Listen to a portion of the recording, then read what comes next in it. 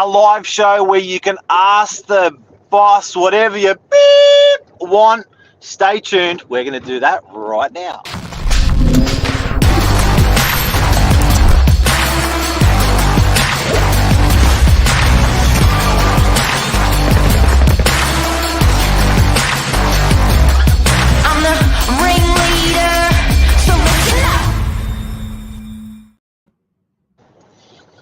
New kid on the block, Jared. Been with us for 3-4 weeks. Unleashed on Mark Novak. And being a live show, anyone else has got questions, let's go. All right. Good morning, Mark. How was your night? It's good. As good as it was. We did more. We did what was it called? Novak News at 8:30. Got home at like 9:30. Straight to bed. Beautiful. Recharged for the next day. Yeah. All right. So, Mr. Mark Novak owns Novak Real Estate Agencies on the Northern Beaches. Tell us a little bit about that. What's your journey looks like so far? Sort of, what does a day-to-day look like of running such a high caliber agency? And then we'll ask and we'll talk about how you got to where you are today.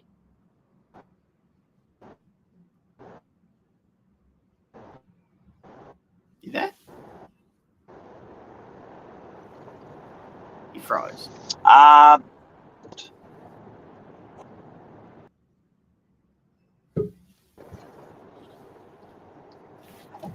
You back? Try it again. We'll try it again. We'll try it again. All right, Mark. So what does a day in the life of a real estate agency such as Novak take to run? What does your day look like?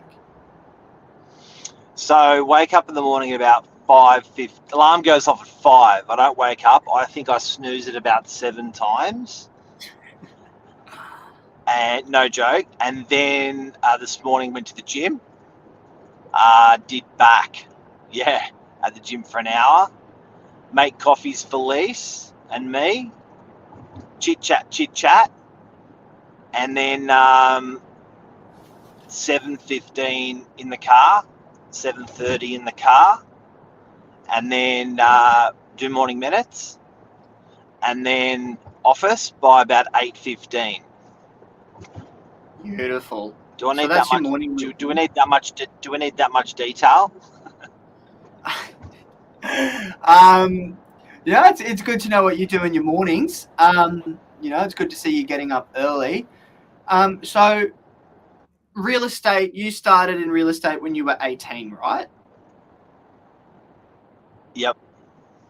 18. So when you started in real estate, what were the things that you were doing to get yourself into a position where you could run such a high caliber agency? What did your structure look like to help progress you forward? It was 3-foot throws. So it was literally do something that works, walk 3 foot, throw it again. Do something that works, walk 3 foot, throw it again. So it was like 3-foot throw, 3-foot throw, 3-foot throw. And just kept steps by step. So at 18, I was a receptionist. 17 when I started. I was a receptionist at Vale Stacey First National, doing sort of phones, front desk, keys, leases, signboards. Okay. And then, so from front desk, you went into sales associate. So then I got fired, and the boss fired me for whatever reason, but the excuse he used made me feel really good. And what was that excuse? He said I was too good for the job. Okay.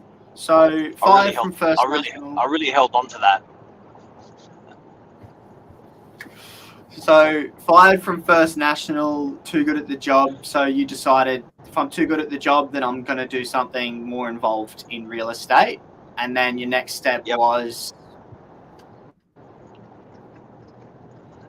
So to get that job, I went to 130 real estate agencies on the Northern Beaches, and I got one. So then I was a bit worried about my next job, because I was like, do I have to go to another 130 agencies again? And then I left, and in the newspaper was a job with Nick Fakop Real Estate in DY as rentals property manager. Okay, so you started off in the property management division. Yep. So I went in and saw Nick, and he said, no job for you. A week later, I saw in the paper again. I went in again, and he said, no job for you. And I went in a third time, and he said, no job for you. And then a week later again, which is like 5 weeks, I went in, and his wife was there. And then she grabbed him, and he said, no job. And she goes, Nick, this is a lovely young boy. And I found out that he wanted a female for the role, not a male. That's why I kept saying no. But his wife, Joan, made Nick employ me. She was a lovely lady. Still is. So it was the classic dad says no, ask mum. Yeah. Love it. Love it.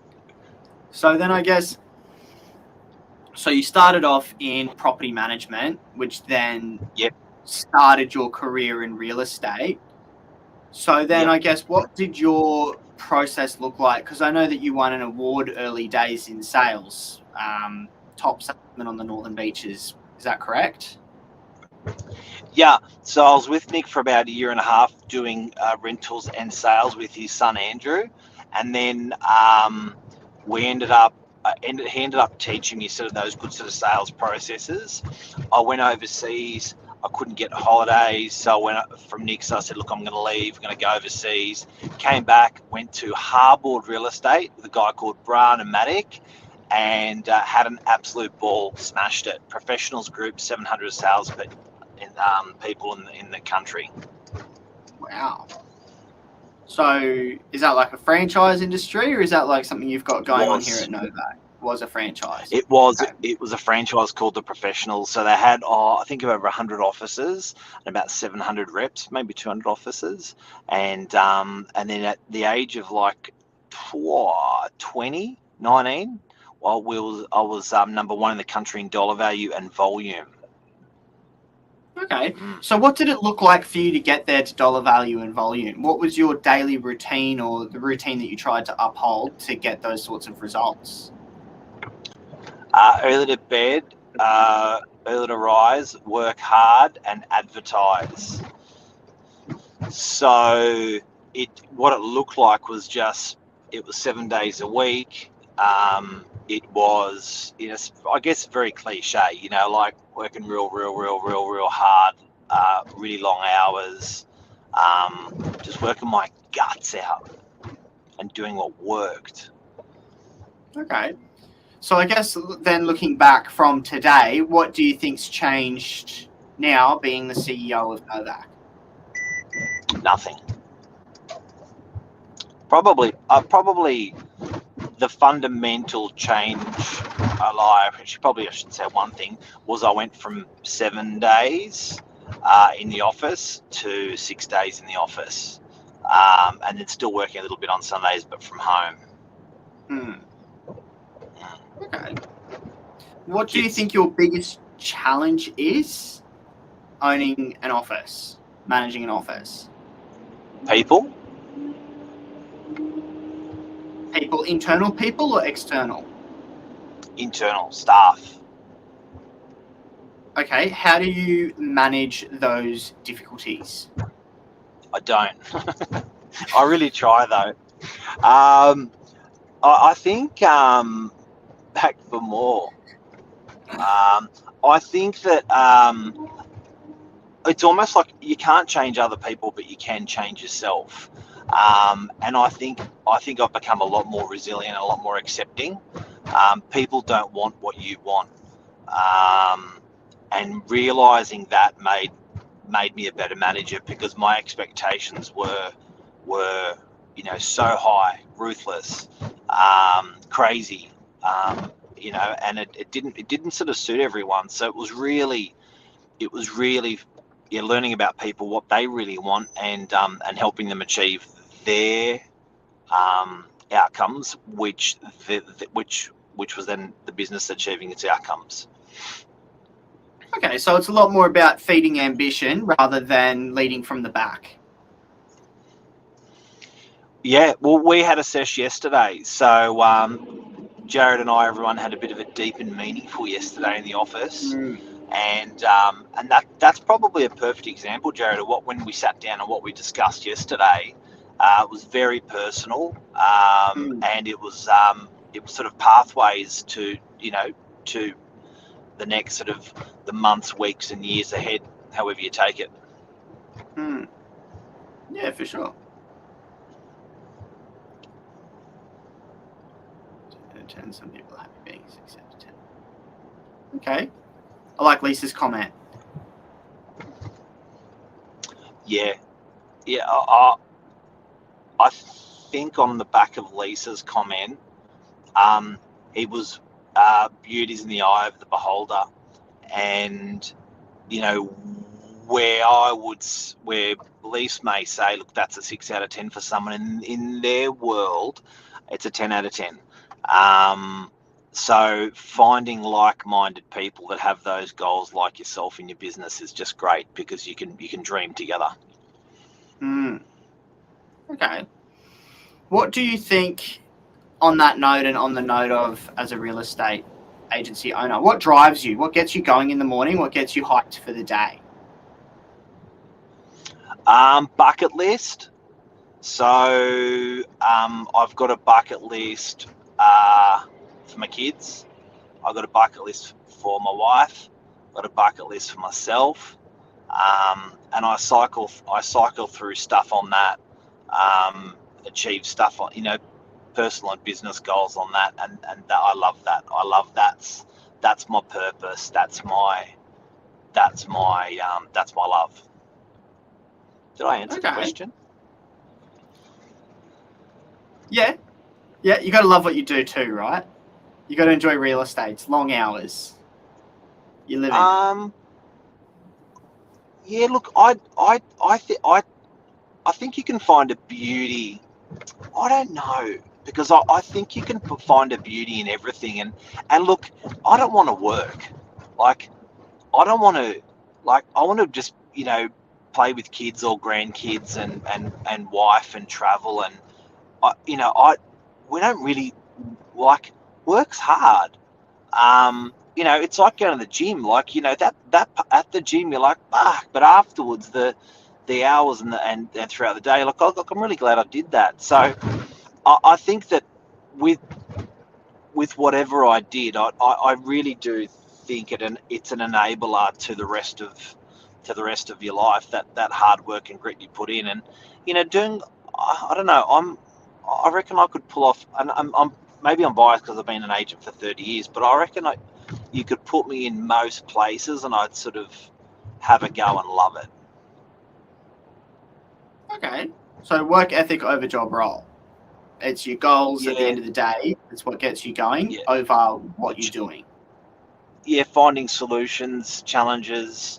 I really enjoy that in anything, whether it's, and you probably see me around the office. Sometimes it's not always necessarily, unlocking the deals. Sometimes it's just making stuff work that doesn't work in the office. That's, whether it's a machine or whatever it is. Like, I like helping people. Like that printer, I still can't work out. Like that. Too good. All right, Mark. Well, I've pretty much run out of questions. What else have you got to add this morning? Just on a personal note from yesterday with meeting with you, for everyone, Jared and I sat down and we went through, sort of mapped out sort of your personal, business, financial and stuff like that. Keep an eye out on this guy. Really proud. And the thing that I left off saying with Jared is I still, I think there's a beauty Like someone can upfront be smart, have a chat, do the job, but what I was saying to Jared yesterday is can you do it the next day and you know and the next month and the next year? And there's a real beauty in consistency, guys, out there, that if you can, and it's a beauty, but it's often masked by being boring, or monogamous. But that's your fault for not spicing it up along the way. That can be in business, that can be in a relationship, that can be with a car. Like I will have cars and I'll get bored and I'll do them up, or I'll get a monster service so they feel like they're brand new inside and out, and then I've got another year in the car. But I think there's the talent for someone like yourself is not just those days and months, but it's the enduring talent and the test of time, that you've got to do that in business. Okay. I like it. Am I talking in riddles? No, not riddles. Not riddles. I understand it. I hope the viewers understand it. Awesome. Hopefully we helped some people out there today. Yeah.